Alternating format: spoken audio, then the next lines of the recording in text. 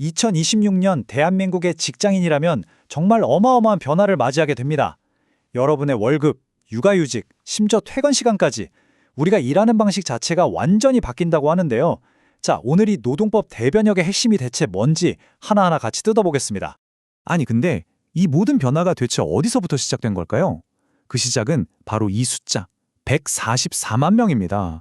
이게 누구냐면요. 바로 배달 라이더나 프리랜서처럼 기존 노동법의 보호를 받지 못했던 분들이에요. 이제는 이분들을 포함해서 일하는 모든 사람을 위한 새로운 규칙이 필요하다. 바로 이 공감대에서 출발한 겁니다. 그리고 정부는 바로 이 지점에서 더 큰 그림을 그리기 시작합니다. 우리나라의 정말 가장 큰 숙제죠. 저출생, 그리고 고령화. 이 문제의 해답을 바로 노동법 개혁에서 찾으려고 하는 거예요. 그러니까 이건 단순히 직장 규칙 몇 개 바꾸는 수준이 아니라 아예 사회 전체의 미래를 건 대수술이라고 봐야 합니다. 자, 그럼 가장 궁금해하실 얘기부터 시작해야겠죠? 그래서 내 지갑, 내 통장에는 과연 어떤 변화가 생기는 걸까요? 2020년 정말 드디어 최저임금이 시급 1만 원의 벽을 넘습니다. 정확히는 1,320원. 이게 그냥 숫자만 오르는 게 아니고요. 노동의 가치를 제대로 인정하겠다, 최소한의 인간다운 삶을 보장하겠다, 이런 사회적인 약속이라고 볼 수 있는 거죠. 이 최저임금이 2.9% 오르는 게 이게 생각보다 파장이 큽니다. 이걸 월급으로 환산하면요. 주 40시간 일하는 분들은 월 215만 원을 넘게 받게 되고요. 또 중요한 게 혹시라도 직장을 잃었을 때 우리를 지켜주는 버팀목, 바로 실업급여의 하한액도 같이 올라갑니다. 아주 중요한 변화죠. 그리고 정부가 이런 원칙을 내세우면서 아주 고질적인 문제였죠. 바로 임금체불. 이 문제를 뿌리 뽑겠다고 정말 칼을 빼들었습니다. 핵심은 바로 이거예요. 앞으로 상습적으로 월급 안 주는 악덕 사업주들 있잖아요. 이제 체불된 임금의 최대 3배까지 물어내야 합니다. 이른바 징벌적 손해배상제가 도입되는 건데요. 에이, 월급 떼먹어도 나중에 벌금 좀 내면 되지. 이런 생각 이제 절대 못하게 막겠다는 겁니다.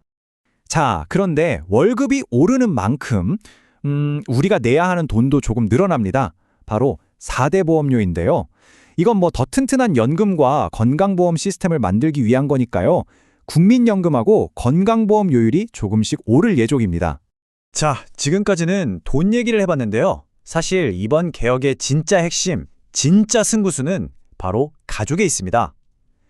대한민국 최대 위기인 저출생 문제를 해결하기 위해서 일하는 부호들을 위해 정부가 얼마나 파격적인 카드를 꺼내들었는지 지금부터 한번 보시죠. 가장 눈에 띄는 건 단연 육아휴직입니다. 원래 부모 각각 1년씩이었잖아요. 이게 1년 6개월로 늘어납니다. 근데 조건이 있어요. 부모 둘 다 최소 3개월 이상 휴직을 쓰는 경우예요. 이게 뭐겠어요? 더 이상 엄마 혼자 애 키우는 독박 육아는 안 된다. 아빠도 같이 공동 육아를 하라는 아주 강력한 메시지인 거죠. 근데 사실 육아휴직 쓰고 싶어도 망설여지는 가장 큰 이유가 있잖아요. 바로 돈 문제죠. 이것도 어느 정도 해결의 실마리가 보입니다. 휴직 기간 동안 받을 수 있는 월급 상한액이 150만 원에서 250만 원으로 와, 정말 대폭 오릅니다. 이러면 소득이 줄어드는 부담이 훨씬 덜하겠죠? 이게 끝이 아닙니다. 지원책이 정말 쏟아져요. 먼저 아이가 태어났을 때 아빠가 쓸 수 있는 유급 휴가가 열흘에서 20날로 2배로 늘어나고요. 또 아이가 초등학교 들어갈 때 진짜 정신없잖아요. 그럴 땐 오전 10시 출근을 활용해서 한숨 돌릴 수도 있습니다. 그리고 육아기 단축근무도 예전엔 초등 2학년까지였는데 이걸 초등 6학년 자녀까지로 대상을 확 늘렸어요.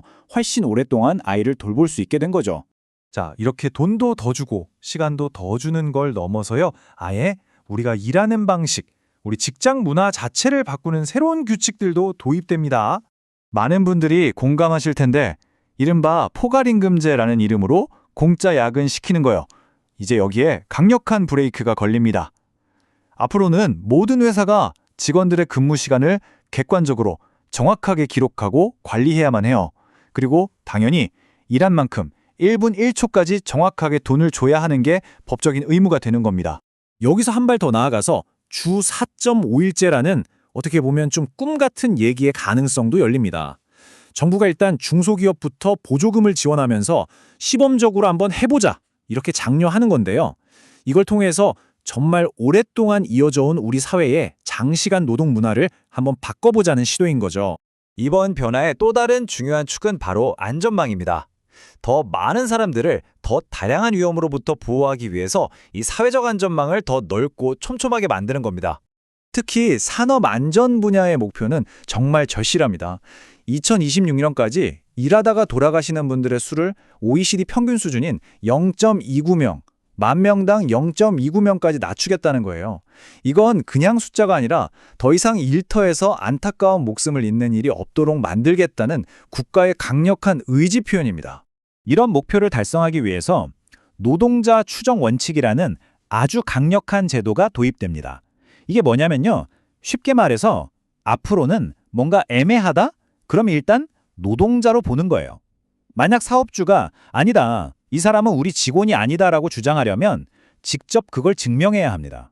그동안 권리 보호가 어려웠던 플랫폼 노동자나 프리랜서들에게는 정말 든든한 방패가 생기는 셈이죠. 이 보호의 우산은 그동안 비를 맞고 있던 사각지대로 더 넓게 펼쳐집니다.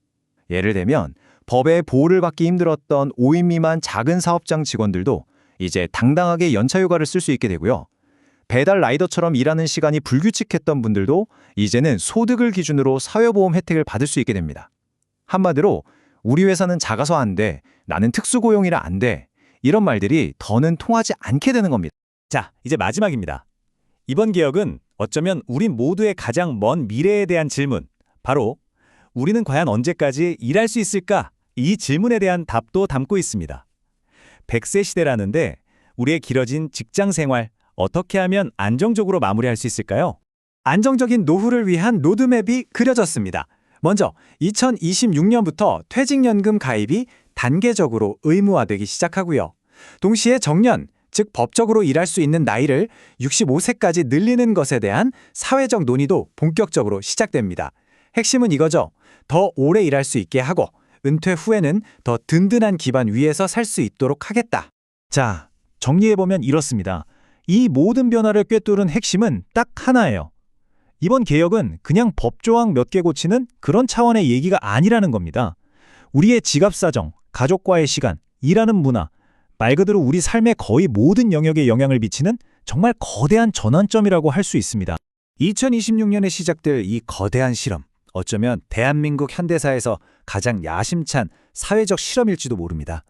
과연 이 변화가 대한민국의 미래를 지켜낼 수 있을까요? 그리고 어쩌면 더 중요한 질문이겠죠? 이 변화가 바로 당신의 그리고 저의 일터를, 우리의 삶을 어떻게 바꾸어 놓을까요?